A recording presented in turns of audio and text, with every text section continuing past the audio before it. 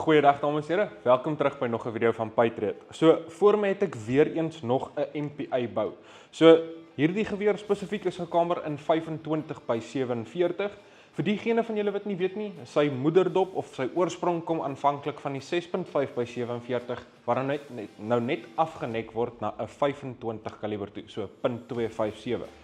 Nou, vir die van julle wat weer eens nie weet nie, die lekker ding van die 25 by 47 is eerstens, hy het 'n fantastiese looplewe, tweedens, lekker snelhede en derdens, minder recoil. So, dit word uit en uit gebou vir kompetisie. So vir die manne wat PRS skiet, is hierdie regtig waar 'n droomkombinasie. Almal van ons ken die MPI chassis, julle weet hy's ongelooflik gemaklik.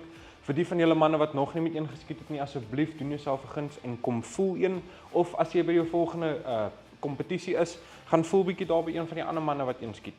So ja, dames en here, dan die lekker ding is weer eens, dis die naaste aan custom bou wat jy gaan kom sonder om werklik die custom bou roete te stap.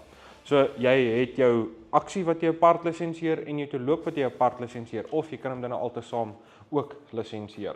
So weer eens 2 serienommers, met ander woorde in die tyd wat jou loop uitgeskiet word of indien jou loop uitgeskiet word, is dit baie makliker om die proses weer aan die gang te kry of om 'n nuwe loop te kry for that matter.